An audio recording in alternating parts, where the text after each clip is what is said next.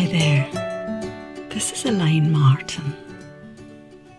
If you are new to my videos, welcome. And if you've listened to me before, a warm welcome back. I'm so glad that you could join me again. Today is the start of a new series of videos all about my dog called Monty and his made-up best friend called Tonty. Now Monty and Tonty are both border collies, and I have a picture of them on the video if you'd like to look. Now Monty is a very smart dog and quickly learned to sit and drop and roll over, put his paw up, and he could even jump through a tire. But more than anything, he loves to chase and catch a ball or a stick or anything.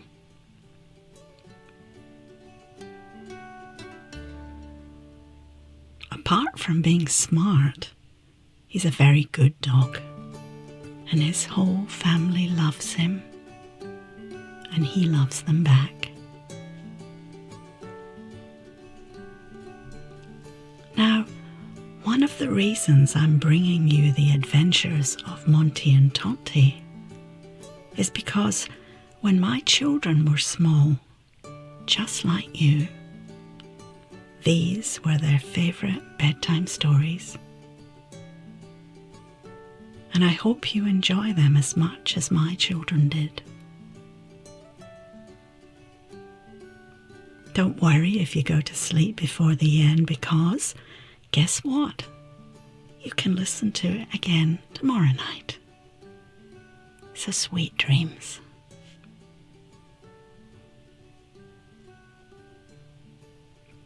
So make sure that you're comfortable, either in bed or somewhere else. Move your body and pull the covers up so you're comfy and cozy. Or if you're somewhere hot, then just move your body until you feel really good.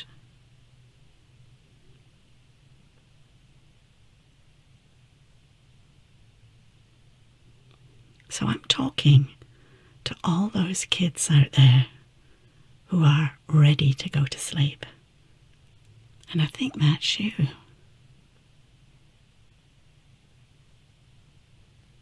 Now make sure you have your teddy or your cuddly toy or whatever you need to have by your side.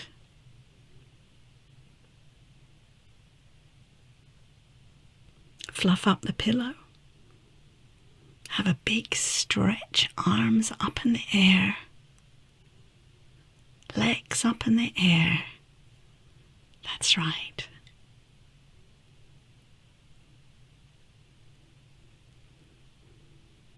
Now you can either close your eyes or keep them open for now and close them whenever you want to.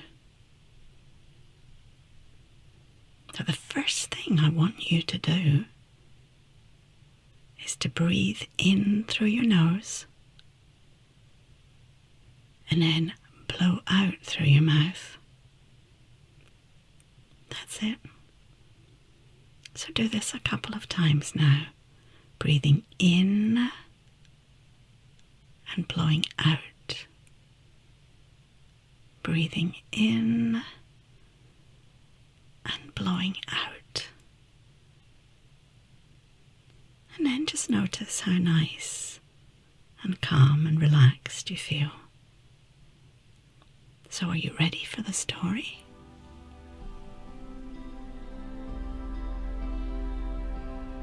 Once upon a time, a black and white border collie called Monty is lying in his backyard somewhere in Australia. And for those of you who don't know, Australia is a big country at the bottom of the world, where kangaroos, koala bears, and platypuses come from. But today's story is not about them. This day, Monty is not very happy. You see, he is very, very, very bored. The problem is that Monty's family all go out during the day to work and to school, and he has to stay behind in the garden.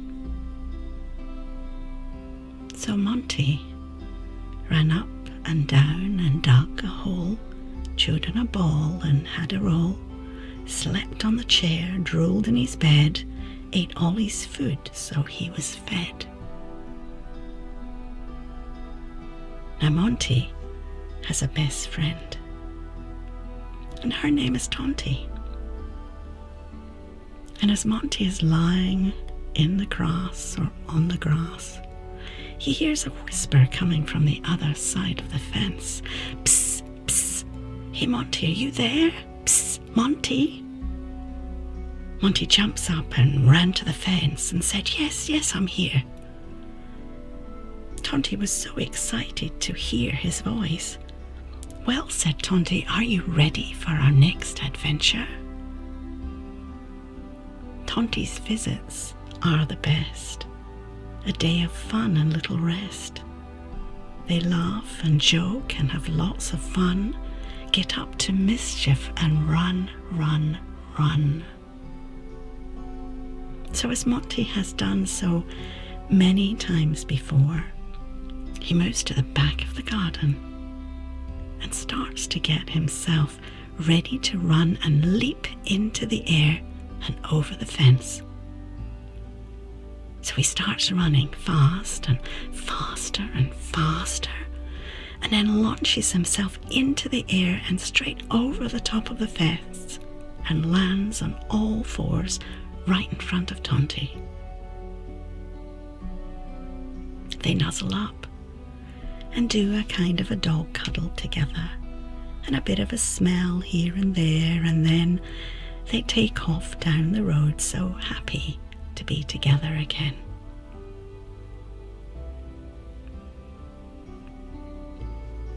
So off they go to find some joy, a circus, magic, or ships ahoy. Another day adventure bound, maybe in the sky or on the ground.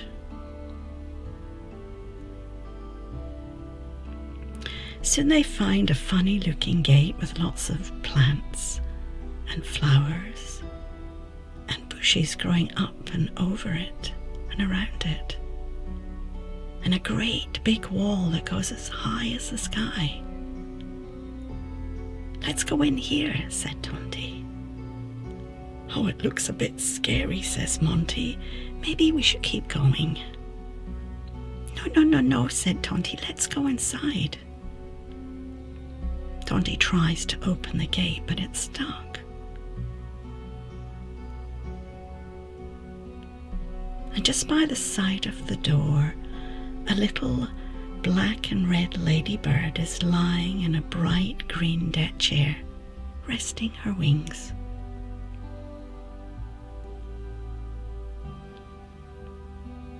You can't go in there without the key, the ladybird said. Oh, hello, said Tonty. My friend Monty and I would like to go and see what's behind the big wall. Well, as I said, without a key you can't go in, said the ladybird again. Well, where can we find the key, said Tonty, and what's behind the big wall? To get the key you have to collect 10 balls from the park across the road, and then you take the balls and put them into the magic ball and key machine. It's over there.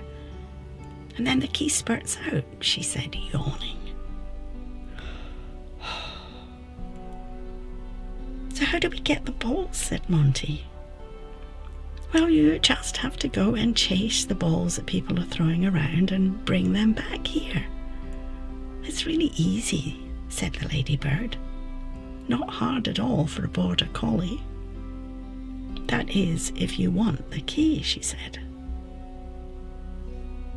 And as she sunk deeper into the deck chair, just a little bit annoyed at being disturbed, soon she was asleep. So off they go to the nearby park, 10 balls to find before it's dark. Their favourite thing to do is run, and I know this part will be so much fun.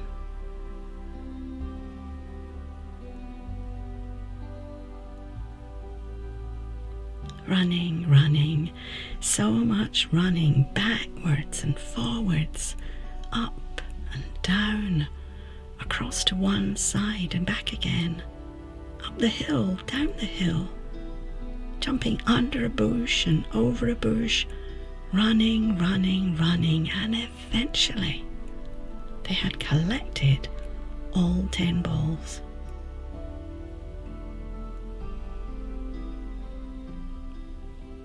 Now by this time, both Monty and Tonty were panting, breathing heavy.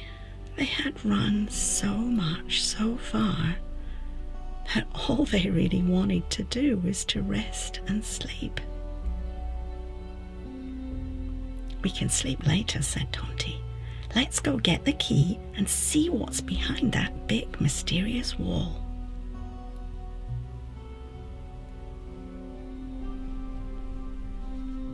After a big drink of water, they made their way back to the big wall that reaches all the way to the sky and to the ladybird, who was still fast asleep.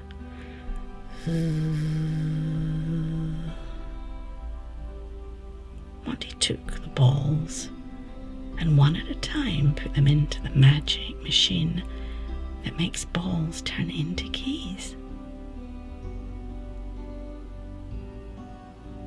And then he put the last one in, and after a little bit of juggling and jangling and huffing and puffing, eventually out of the bottom dropped the sparkliest, brightest golden key. Wow, said Tonty. It's so heavy and so sparkly. It looks like a magic key. Come on, let's open the gate. It took both Monty and Tonty to lift the key and put it into the lock. And then with a biff and a bop and a push and a shove, they opened the gate.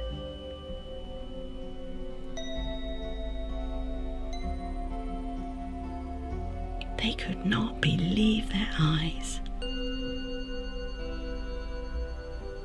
The whole place was full of clouds of all different colours just hanging from the sky. And all the clouds had ladders, so it was easy to climb into them. And they all looked so comfy and spongy and fluffy. Monty notices that there are some kids lying in the clouds already fast asleep.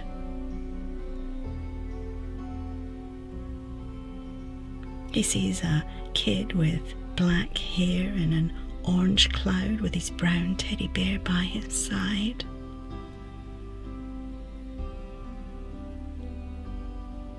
On another cloud, a little girl with a blonde ponytail and a pink and white onesie was playing with a little kitten and shouted hello to them.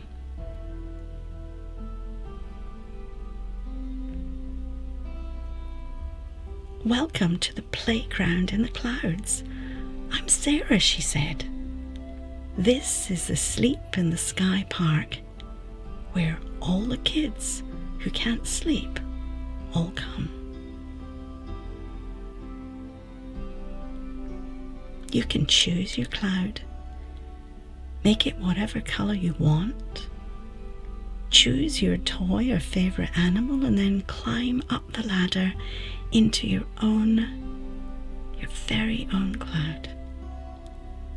And it's so easy to sleep here.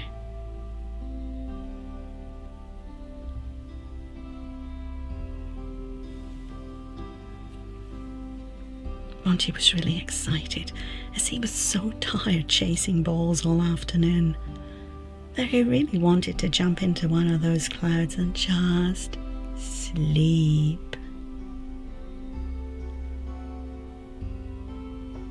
Sarah, with the ponytail and the pink and white onesie, showed them a big window in the cloud wall. And when they looked through, they saw a playground made entirely of clouds of all different colours. Red and blue and green and orange and purple and yellow. And lots of kids were playing on this playground made of clouds, squealing and laughing and running and jumping and having so much fun. And when they've had enough and they're tired, they come in here into the Sleep in the Sky park and choose a cloud and go to sleep, said Sarah with the blonde ponytail.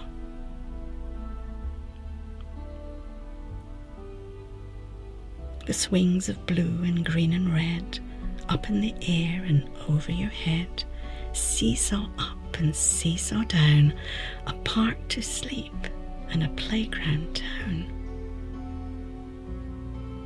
They were having so much fun in this playground in the clouds that they forgot the time. Oh my goodness, said Monty, I have to get back home. My family will be back soon and I've got to be in the garden when they get home. So Monty and Tonty said goodbye to Sarah with the pink and white onesie and with the blonde ponytail, and said goodbye to the ladybird on the way out through the gate, but she was still sleeping. And they slowly closed the gate behind them, putting the golden key safely in their pocket for the next time. Running, running like the wind, got to get home before they're skinned, see the wall and make a jump over the wall, bump, bump, bump, and into his bed. And then Monty hears the engine of the car in the garage turn off, and his family come through the door. His tail wags and he jumps for joy. They're home and all so pleased to see him too. They pat him and hug him and snuggle up to him, and he loves this. Tail wagging so fast now. But he's so very tired. But he's so tired, so very tired. Nick, his little human, wants to throw the ball, but oh no, Monty thinks, no more balls today. And luckily Mum calls Nick in for dinner. And Monty curls up in his bed and closes his eyes. So tired.